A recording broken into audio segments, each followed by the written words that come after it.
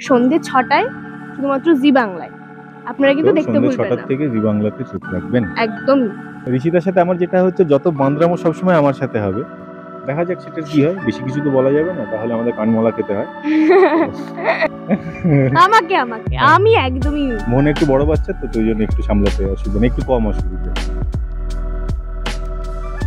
মেয়ের কোনো দোষ হতেই পারে না। মেয়ে আমার ভারী লক্ষ্মী মেয়ে। কিন্তু ওকে যদি কেউ জিজ্ঞেস করে যেখানে সব থেকে খারাপ কে, তখন বলবে বিছানা। গরমকালে ফ্যাশন করতে নেই। বহুদিন ধরে আমরা চাতক পাখির মতন বৃষ্টি চাইছিলাম। নমস্কার, আমি কঙ্কনা আর আপনারা দেখছেন টলি স্কুপ। আর আজকে এসে গেছি গৌরী এলোতে। আর কাদের সাথে আড্ডা দিতে চলেছি এই পর্বে দেখে নিন তাহলে। আর আজকের পর্বটি ভালো লাগলে অবশ্যই লাইক, শেয়ার, সাবস্ক্রাইব করতে ভুলবেন না আমাদের চ্যানেলটিকে। আর ফেসবুক আর ইনস্টাগ্রাম পেজটি দেখলে পেজটি অবশ্যই ফলো করে দেবেন।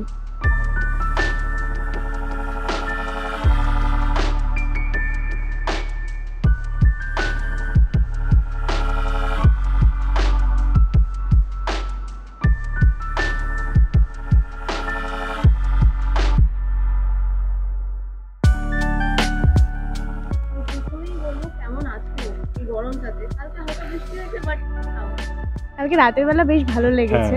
কালকের বৃষ্টিটা প্রচন্ড প্রয়োজন ছিল, মানে লাস্ট বহুদিন ধরে আমরা চাতক পাখির মতন বৃষ্টি চাইছিলাম। এক্স্যাক্টলি। আর আউটডোর সিনে খুব অসুবিধা হচ্ছে, মানে আউটডোর থাকলে গরমে, আউটডোর ইনডোর দুটোরই একই অবস্থা, কিন্তু আউটডোরে একটা এক্সট্রা রোদটা। তো বৃষ্টিটা কমে আজকেও মোটামুটি একটু ভ্যাপসা ভাব আছে, বাট তাও অনেক বেটার। আজকে যদি বৃষ্টিটা হয় তাহলে তো শোনাই সোহাগা, কালকে ছুটির দিনটা একটু ভালো কাটবে। হ্যাঁ, একদমই তাই।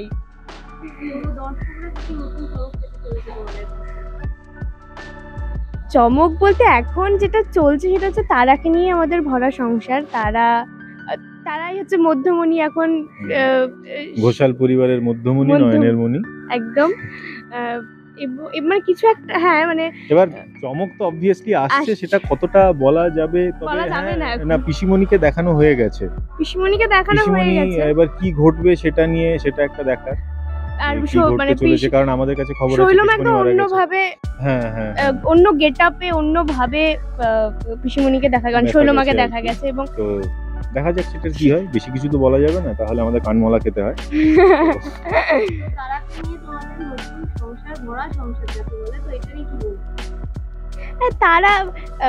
তারাকে সবাই ভীষণ ভালোবাসে, আর তারাও খুব ভালো মেয়ে, খুব গুছানো মেয়ে, নিজের কাজ নিজে করে নেয়। মানে গৌরীকে কোনো এক্সট্রা হেডেক নিতে হয় না।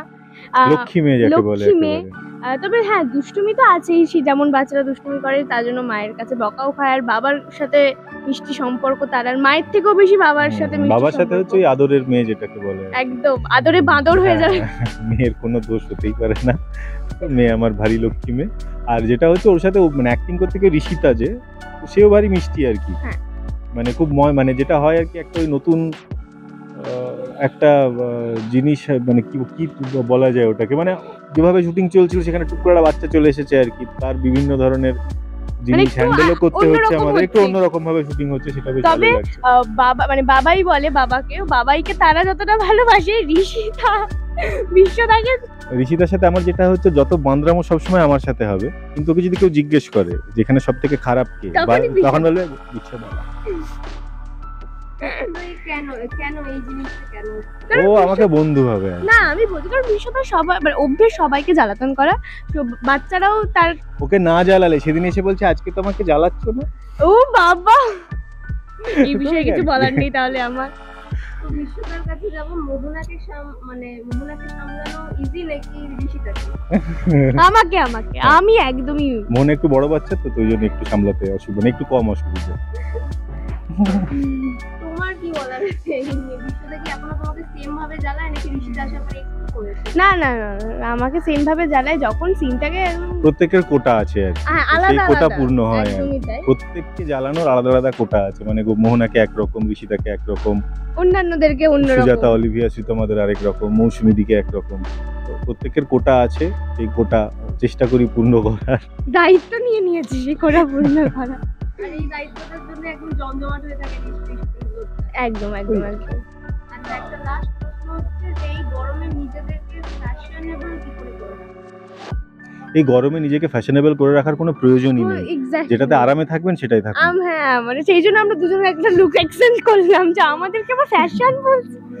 গরমকালে ফ্যাশন করতে নেই, গরমকালে যে যতটা কমফোর্টেবল থাকতে পারবেন ততটা আপনি ফ্যাশনেবল, নিজের কাছে ফ্যাশনেবল রাখুন, লোকের চোখে ফ্যাশনেবল দেখিয়ে কোনো লাভ নেই এই পচা গরমে। শেষ করব দর্শকদের উদ্দেশ্যে কি বলবো? আপনারা যেভাবে ভালোবাসা দিচ্ছেন সেভাবেই ভালোবেসে যান, আশীর্বাদ করুন। তবে একটা জিনিস বলার, এখন গৌরী এলো মানে 12ই জুন থেকে গৌরী এলো আর 7:30টায় হবে না, সন্ধ্যে 6টায় শুধুমাত্র জি বাংলায়। আপনারা কিন্তু তো দেখতে সন্ধ্যে ভুলবেন 6টা না। থেকে জি বাংলাতে চোখ রাখবেন। একদম। কেমন লাগলো এই পর্বটি অবশ্যই জানাতে ভুলবেন না। কোথায় থেকে দেখছেন সেটাও আমাদের জানাবেন, তাহলে আমরা বুঝতে পারবো কত দূর আমরা পৌঁছতে পারলাম।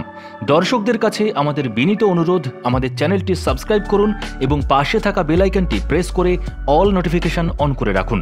আমাদের ফেসবুক এবং ইনস্টাগ্রামে ফলো করে রাখুন, যাতে আপনাদের কাছে সবার আগে আমরা পৌঁছে যেতে পারি খুব দ্রুত।